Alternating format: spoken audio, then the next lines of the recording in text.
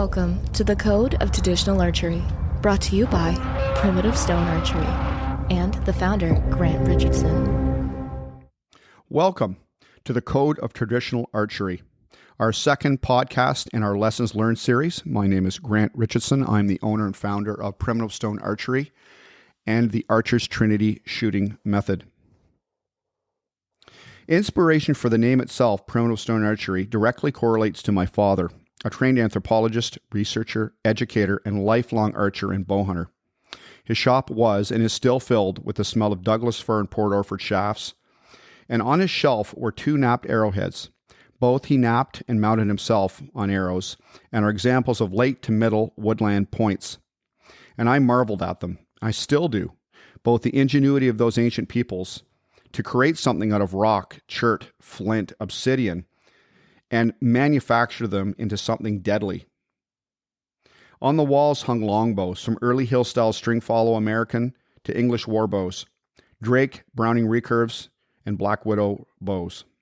There was always a project ongoing, a Flemish twist string on the jig or an arrow building project, and it was a place that inspired my imagination of stalking whitetails on overcast, cold October days. The knap points themselves served as the foundation and inspiration for primitive stone archery and the connection to past hunter-gatherers that exist in all of us, and more importantly, the challenge that connecting to that process brings. This episode is entitled, Failure is Our Teacher. It was gray. Light snow had been falling, and the sun was hiding, as it had been for several days, behind the stratus formations, looking more like waves than clouds as large flocks of northern mallards beat against it, to attempt to land in the slough that connected the river only 100 yards from where I was sitting. The old oak tree had been used by another bow hunter many years prior, and I looked down at the creased and weathered 2x6 plywood that I was standing on and wondered how it had been nailed across the wedge branches. It was a wolf tree. It had used up, that old oak, almost all the nutrients of the surrounding vegetation, and it stood mountain-like at the lee of the hill, a shelter for roosting owls and porcupines, and my vantage point almost 14 feet up its trunk. I had been waiting for one of the grouse that had come striking out to me, as they often did late in the day, and I would imagine myself slowly pulling the string back on my recurve before sending a turkey flet shaft at one of the bush chickens my grandfather exalted as partridge. Imagining, however, was all I could do at that point, as I had no bow with me. I was still quite young, before I could legally hunt, and pulling the hooded gray wool sweater my grandmother had knit for me tighter around my chin, I shivered in the briskness of that afternoon. As I was saying, this was a time before I was able to carry a bow into the woods. Although, at 8 years of age, I had already been following my father around in the woods and water since I was quite young, acting as both his flusher and retriever for grouse, and his rear paddler for jump shooting ducks in our canoe. This, though, was the passion that haunted my dreams, bow hunting for white-tailed deer. Earlier that summer, at a large outdoor shoot, I had met some other youth who had been hunting already from the USA, a little bit older than me, that had youth archery seasons, and I was supremely jealous of them. My bow at that time lay in the back of my father's truck, a 1970s Bronco. In its case, consisting of two pillowcases I'd camouflaged with brown and green magic markers and stitched together with pieces of latigo and nylon backing from one of my fly reels. Midday, I was allowed to take my bow out and shoot in the sand pit with all the other hunters in that area, where they gathered every noon hour to share tales of deer seen, not seen, and other missed chances and folly. Everyone had nicknames for each other, some if not all relegated to a part of their persona or ability with a bow and arrow. And traditional archery and bow hunting for me then was just bow hunting. And I developed a romantic view of the recurve in those days, with their wood and laminations and curved faces sending arrows with authority to their intended targets. My thoughts went back to my father, who I'd been deer hunting with the past 2 weeks of the season.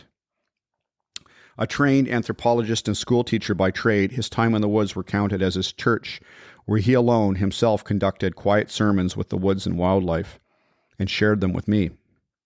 These last few years were different, as he'd begun to take him with more and more instead of having to pull at him when he arrived at home for details of his hunts, and I was able to be present for this sacred part of his life he now shared with me. The area we were hunting was one of the first archery-only bow hunting deer seasons in Ontario at the time, a tree nursery spanning 1,200 acres, and my father had been one of the individuals who'd been a driving force to start archery-only seasons in those days as president of the now-defunct Ontario Bowhunters Association. It was moments later I heard it, a snap, like soft lightning, behind me, almost 7 yards away, up the rise on the short ridge in the woods. I paused, trying not to breathe.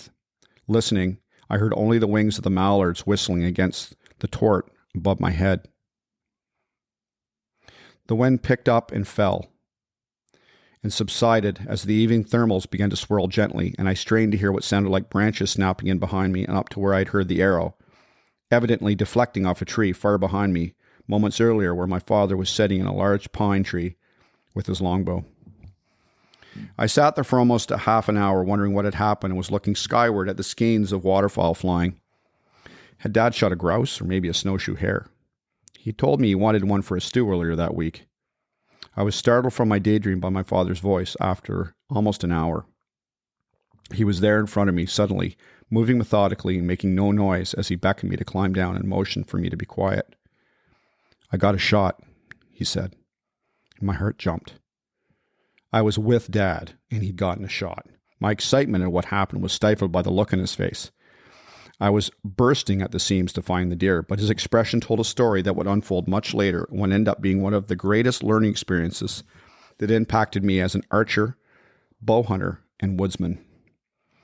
He relayed what had happened. The scrape he had been sitting on was visited by a large 8-point, and he had gotten a shot off. He'd seen what looked like the arrow deflecting as it reached the deer, and a sound I'd heard was indeed the arrow careening into the woods. We found the shot location in some hair and were unable to locate the arrow. The hair was white and sparse. There was a very faint blood trail, and what we found little of the blood was as much as not finding the arrow as well. It began almost 60 yards from the shot site. The deer had bolted and ran before slowing down, and we followed his track without much sign at that point. My father was meticulous, and it seemed like we'd only gone a little way, and it was taking a very long time. He turned.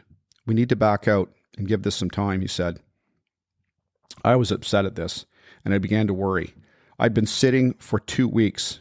The temperature had been unusually cold for late October, and it didn't make sense. My dad was a great shot.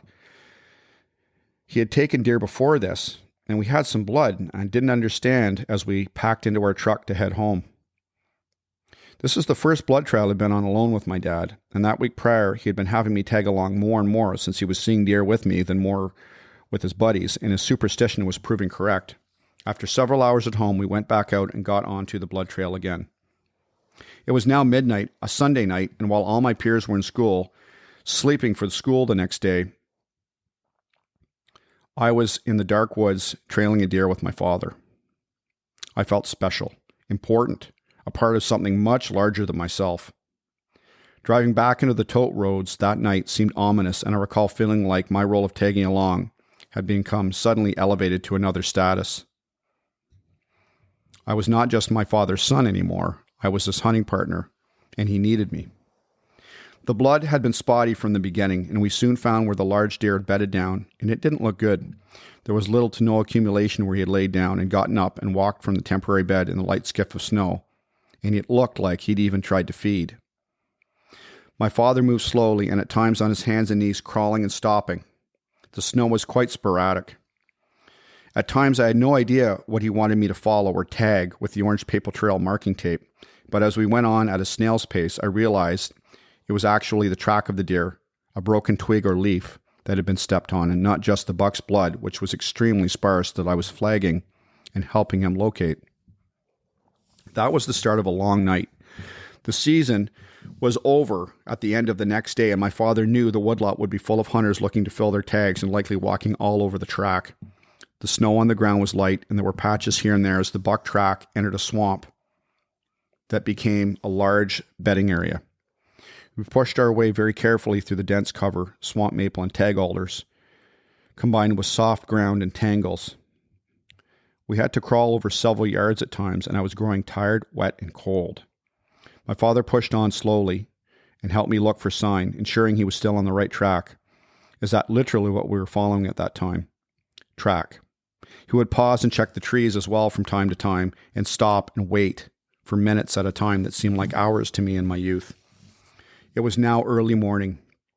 We had been on the track for almost 6 hours, and as we crawled out of a pocket of alders into a small clearing, I looked up at the sky, my hands holding a tiny flashlight that had been given by my grandfather, and I held it up like a blazing torch to ward off the darkness.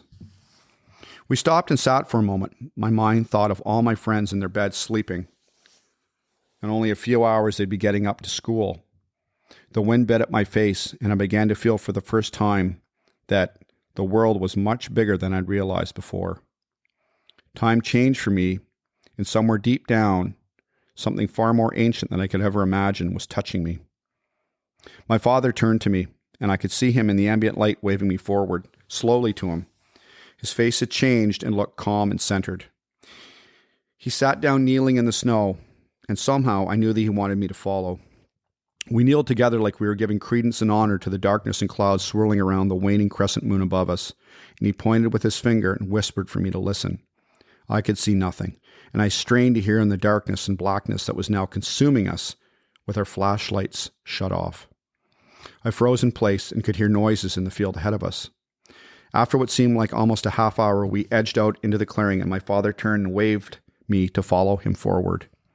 We walked to the edge of a small field, and he shone his light across a large cutover that was growing up young maples.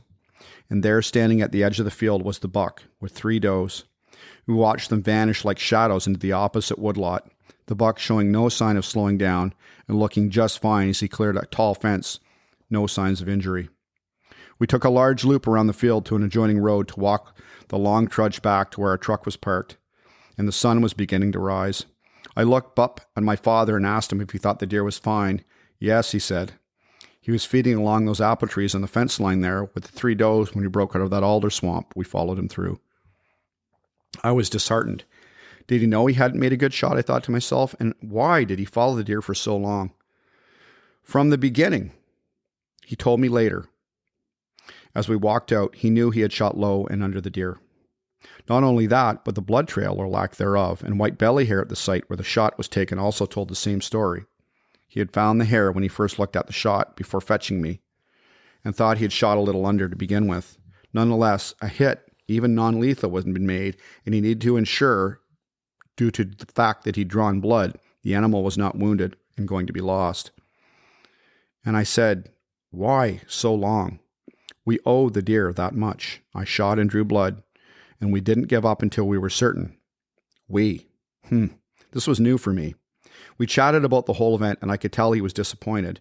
But at the same time, something about being out in that cold weather and sitting for hours and pursuing the animal with me through the darkness of that night had created an education for me as a young bow hunter, even more so than finding the deer that cold night. Knowing that the deer would survive was some solace, but spending that time with him that day and the following morning going through what we did brought us closer, not just as a father and son, but in that aspect taught me to understand the difficulty that hunting truly brought. And failure that day was my teacher and my father the guide. I learned through failure that it isn't about success, and for the first time, I'd been tracking an animal, hunting, and using all the skills he and my grandfather had been teaching me until that point in my life. And I connected to a part of my ancestors that night, the pursuit of food and the responsibility that comes with it. Stewardship. I had hardened and grown as well, and I often reflect on what I would not have learned if it had been so easy to partake in the learning experience in those moments of failure and hardship in the woods. That night opened my mind to the depth of the process of what success is measured by, and more importantly, the lessons that failure teaches us in connecting to our primal nature, in facing those failures head on, forging the iron in our souls to survive in adversity and an ancient resilience. My father has been a grandfather for over 20 years now, and allows me the room to teach my kids through experiences. These experiences are important for him to observe and watch, almost a confirmation for me. And these days, when he does watch, he does have his quiet moments of checking in to make sure that things are still going in the correct direction. Ethics, stewardship, and the promise that that connection that he brought forth into my life is not lost.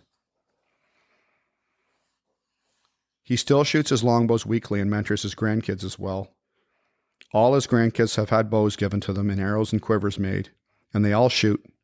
Our youngest received her first hunting recurve this past fall and will be out chasing game with it this fall. Sure, experience and success and failures will forge her own ways in the crucible of nature, and I will celebrate them with her. Creating a legacy is critical for youth in our sport today. The lessons learned, conservation, stewardship, and hunting the hard way as a vehicle for those lessons will ensure that traditional archery remains salient in the coming years. I've reflected on that event in my life often as I grew older, and its lessons have never been forgotten and at times learned again in both the successes and failures that we walk through as traditional bow hunters. It's important. It's important that the sport that we love, if you're just getting into this, or that we are maintaining, if you've been doing this for a long time, continues to flourish in these times. And, really, my whole intent at developing this is a belief in developing a weapon system platform that shooting a recurve is all about, getting close and getting accurate under dynamic conditions, along with, developing those peripheral benefits of resiliency, intention, and focus. I see myself as more of a guide teaching a method of problem solving. And no two people are alike. No one method, person's, group has a monopoly on the truth. And the truth is different for each individual. It is up to the individual to seek that truth through trial and error, to develop a foundation and grow in their own way. And that's the foundation that primitive stone archery offers without the rigid dogma attached to a shooting method. To bow hunt with a stick and string requires knowledge, not just self-knowledge, but habitat understanding as well as terrain analysis. This results in an intimate connection with the environment, a process that is an art form that requires discipline and commitment and will teach you more about hunting than shooting. The fine analysis of all this is the synthesis of said process that will separate you from being an archer into becoming a bow hunter. Thank you for listening. Appreciate the feedback we got on the first episode. Our wild turkey season opens here in 2 days, and we'll be out chasing toms and probably learning from some failure at the same time. Thank you for joining us. Again, appreciate your feedback. Follow us on Instagram, and I encourage you to find someone to mentor and to get connected into this great sport and join an organization like Compton Traditional Bowhunters. Some great folks there doing some great things for all of us and ensuring that the legacy of traditional archery and bow hunting remains in good hands. Thanks for listening.